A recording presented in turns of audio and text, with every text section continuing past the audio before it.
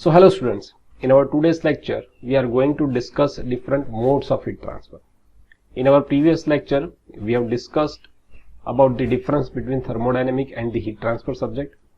We have discussed about the limitation of thermodynamic subject and what we are going to learn in our heat transfer subject. So in basically heat transfer subject we are going to learn modes of heat transfer like conduction, convection and radiation.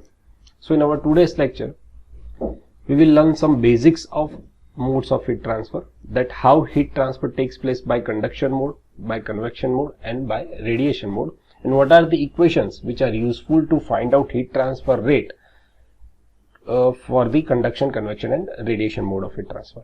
So let's start with the basic. First let's discuss what is heat.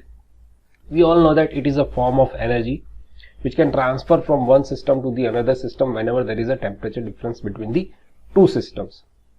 In thermodynamics we have learned the equations that how to find out the amount of heat transfer from one system to the another system, and after transfer of energy or heat from the higher temperature to the lower temperature, the system will reach to the equilibrium state after some time. Okay, so thermodynamics teaches the amount of heat transfer.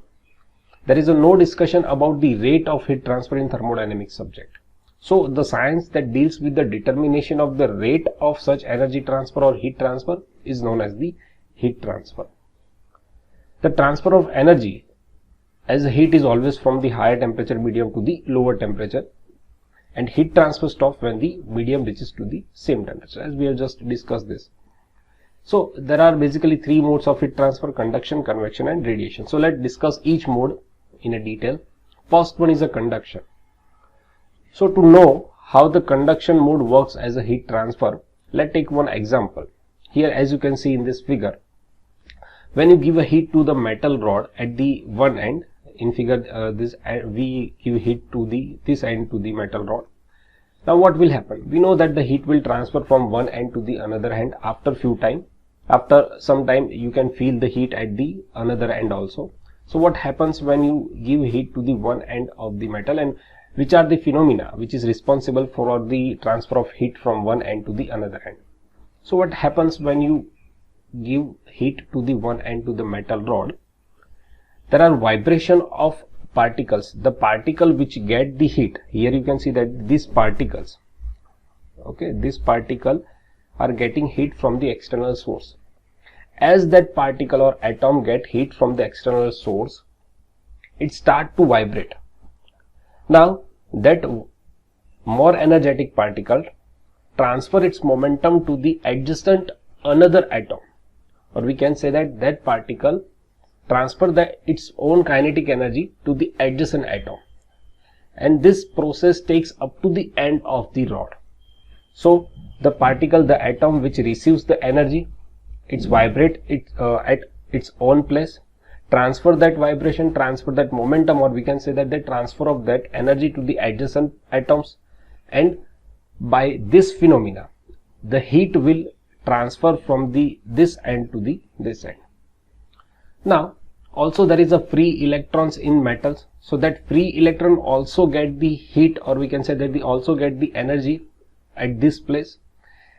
This free electrons moves freely throughout the metal rod and gives the energy to the lower energy electrons.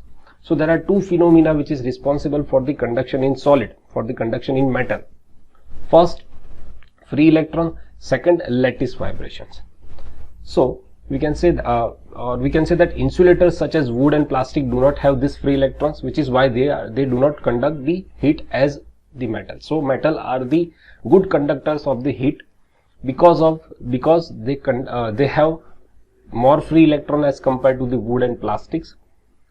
So conduction in solid is done due to is responsible due to the two phenomena. First one is the lattice vibration, or we can say that the atom vibration, and second one is due to the free electrons. Conduction is the transfer of energy, so we can say that by definition that conduction is the transfer of energy from the more energetic particles of a substance to the adjacent less energetic ones as a result of interaction between the particles. So now the question is, conduction happens only in solids? No, it also happens in the liquid as well as in gases. But for the liquid and gas, there are different phenomena responsible for the conduction heat transfer mode. In solid, conduction happens due to the two phenomena. First one is the lattice vibration and second one is the free electrons. Okay. So in solid, it is due to the combination of vibration of molecules in a lattice and the energy transferred by the free electrons. Now, if you want to find out the rate of heat transfer by conduction mode, so it will depend on the geometry of the medium, the thickness of the medium, material of the medium, because different material consists a different amount of free electrons, as well as the lattice structure, as well as the temperature difference between the two ends also plays an important role in the heat transfer rate. In a liquid and gas, there is also conduction. In gas and liquid, conduction is due to the collision and diffusion of the molecules during their random motion, because we know that in liquid and gas, molecules can move freely as compared to the solid. In liquid, as compared to the solid, in a liquid, atoms are more freely to move. In gases, particles are more freely to move as compared to solid and liquid. So in liquid and gases, the conduction is basically due to the collision. The more energetic particle collide with another less energetic particle, and due to that collision, or we can say that the diffusion, the more energetic particle transfer its energy momentum to the less energetic particle, and this is how conduction takes place in the liquid and gas. Now next mode of heat transfer is the convection. So basically convection is nothing but a conduction with a fluid in motion. This is the simple definition of convection mode of heat transfer. Convection is nothing but a conduction with a fluid in motion. Okay. So by definition, it is a mode of energy transfer between solid surface and adjacent liquid surface. As we have seen that conduction is mostly happen in a solid, and it is due to the lattice vibration or free electrons. Convection happens between the solid surface and the fluid, adjacent fluid.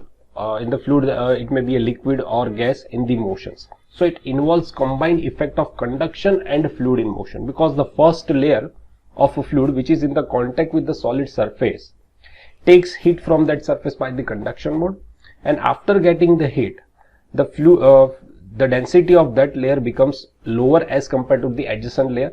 So the higher dense layer replaces the lower dense layer. So convection involves conduction plus fluid in motion. Okay, as you can see, there are two parts of convection. There are two types of convection. We can say that the forced convection and free convection or natural convection. If the flow of a fluid is by some external arrangement like pump or like fan, then convection is known as the forced convection. And if there is no external arrangement like pump and fan, then whatever convection takes place is known as the natural convection or the free convection. As you can see in this figure, there is a hot egg on this surface, and there is an arrangement of some external fan for the flow of the air. So here you have provided external arrangement. So whatever convection takes place here is known as the forced convection. Here the fluid, or we can say that the air as a fluid, is externally flowing on the surface of the hot egg. So the first layer which comes in contact with the hot egg, that layer of air takes heat from this surface because of the temperature difference, because the layer of air has a lower temperature as compared to the surface of the hot egg. So due to the temperature difference, that layer absorbs heat from the hot egg. So as this layer of air absorbs heat from the hot surface of the egg, the temperature of that layer, the density of that layer becomes lower as compared to the density of the another adjacent layer of the air. Or here in a forced convection, due to continuously force of the air, that layer is replaced by the another layer of air. So one layer come in contact with the surface of this hot egg, absorb heat from this hot egg, and replaced by another layer of hot air. So layer by layer, air is absorbing heat from this hot egg, and that's how a heat transfer takes place between the solid surface and the adjacent fluid layer. So this is known as the convection mode of heat transfer. What happens in a natural convection? In natural convection, there is no external arrangement for the flow of the fluid. So in this case, the first layer of the fluid which comes into the contact of the hot egg and due to the temperature difference, that layer takes the heat from the hot egg, and due to that the temperature of that layer rises, and due to the rise in temperature the density of that layer becomes less as compared to the adjacent layer. So due to this density difference, the layer which has absorbed the heat from this hot egg moves in upward direction and replaced by the higher dense layer of the air. So this motion of air due to the density difference is known as the convection currents. So in a forced convection, the layer of air is replaced due to the external force. In a natural or free convection, the motion of the fluid layer is due to the density difference. So this is how heat transfer takes place by the convection mode in a forced convection and in a natural convection. Okay, so we can say that the convection is called forced convection if the fluid is forced to flow over the surface by external means such as fan, pump or the wind. Convection is called the natural or free convection if the fluid motion is caused by buoyancy forces, or we can say that due to the density difference that are induced by the density differences due to the variation of temperature in the fluid. Okay. So despite the complexity of the convection, the rate of convection heat transfer is observed to be the proportional to the temperature difference, and it is conveniently expressed by the Newton's law of cooling. So how to find out that the rate of heat transfer by the convection mode? So we can easily find out rate of heat transfer by convection mode by using this equation, which is Newton's law of cooling. Here heat transfer rate Q, it is heat transfer rate, so joule per second, is equal to HA delta T. This H is a coefficient, convective heat transfer coefficient. The value of this H depends on so many parameters, that type of flow, type of fluid, type of convection, forced convection or free convection, surface roughness, density of the fluid, conductivity of the fluid. So these are the parameters which decide the value of H. AS is the surface area. This is the surface area of the solid from where convection takes place. Ts is the temperature of the surface, and T infinite is the temperature of the fluid. So this is basically the temperature difference. So by using this equation, we can easily find out the heat transfer rate by the convection mode. Okay, so here H is a convective heat transfer coefficient. This is the surface area, this is the surface temperature, and this is the surrounding temperature, or we can say that the fluid temperature. We know that we can find out heat transfer rate by conduction mode by using equation Q is equal to Ka dt by dx, where K is the conductivity of that metal, A is the cross sectional area of the metal rod. Suppose if we take example of conduction in a metal rod, and if we want to find out the heat transfer rate by conduction mode, then the equation would be Q is equal to Ka dt by dx, where K is the conductivity of that metal rod, because conductivity plays an important role in a conduction mode of heat transfer, because as the value of conductivity is higher, there is a higher rate of heat transfer. A is a cross sectional area in that equation, because heat will flow from the system, within the system, so there is a cross sectional area.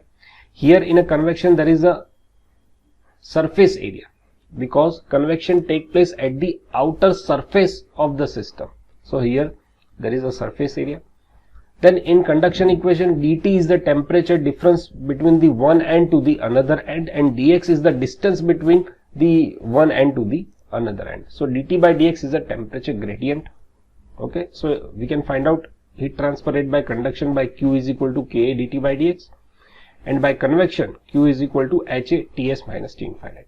Now let's discuss the last mode of heat transfer, which is radiation, which is differ from the conduction and convection. Basically, radiation is the energy emitted by matter in the form of electromagnetic wave or photons as a result of change in electronic configuration of the atom or molecules. We know that every matter whose temperature is above absolute zero emits the electromagnetic wave, including human body. Okay, that electromagnetic wave consists packets of photons, or we can say that the energy in the form of photons. So when that electromagnetic wave incident on another matter, another substance, that packets of photons or that energy it's transferred to that system or to that matter. So this is how heat transfer takes place between the two matters. One matter emits the electromagnetic wave due to the rise in the temperature. That electromagnetic wave incident on another matter and it transfer that packet of photons or packet of energy to that matter. Okay. Unlike conduction and convection, the transfer of energy by radiation does not require the presence of medium. In fact, in a energy transfer by radiation or heat transfer by radiation is the fastest in a vacuum. Here the best example, as you can see in this animation, that there are electromagnetic waves which are coming from the surface of the sun to the surface of the earth. Between this between sun and the earth there are a lot of portion where there is no medium, where there is a vacuum. So in a vacuum, electromagnetic wave travels much faster as compared to the electromagnetic wave transfer in a medium. Okay. So all bodies at a temperature above absolute zero emits thermal radiation, or we can say that they emits electromagnetic wave which contains packets of photon which contains heat. So radiation is a volumetric phenomena. All solids, liquids and gas emits, absorb and transmit radiation to a varying degrees. The maximum rate of radiation that can be emitted from a surface at an absolute temperature is given by Stefan-Boltzmann law. We can find out heat transfer rate by radiation, or we can find out the emission of electromagnetic wave by rate of emission of electromagnetic wave by using this equation, which is Stefan-Boltzmann equation. Q is equal to sigma. This is the Stefan-Boltzmann constant. The value of this constant is 5.67 into 10 raised to minus 8. As is the surface area and Ts is the surface temperature of that substance. So we are going to discuss this all the equation for the conduction, that Q is equal to K dt by dx, equation for the convection HA delta T, and equation for the radiation heat transfer rate sigma As Ts raised to 4 in detail in the particular chapter of conduction, convection and radiation. In a heat transfer subject we have main three chapters. First one is conduction, then convection and then radiation. In that chapter we will discuss this all three modes in detail. So in today's lecture we have just discussed the basics of conduction, convection and radiation, how heat transfer takes place by the convection mode and the radiation. Conduction mostly happens in the solid, and in solid conduction is due to the lattice vibration, atoms vibration in lattice, and due to the motion of the free electrons. Convection is a mode of heat transfer which takes place between the solid boundary and the fluid motion. Basically there are free convection and the forced convection. Radiation is differ from the conduction and convection because conduction required medium, solid, where there is a compact of atoms placed with each other. Convection also required solid boundary and the fluid motion, but radiation does not require any medium. It can be done without medium also. So radiation is basically due to the electromagnetic wave transferring electromagnetic wave between the two matters. Every matter whose temperature is above absolute zero emits the electromagnetic wave which contains packets of photons, packets of energy. When that electromagnetic wave incident on another matter, and that's how the packets of photon or packets of energy, or we can say that the heat transfer takes place between two matters by the radiation mode. So that's it for today. Thank you so much.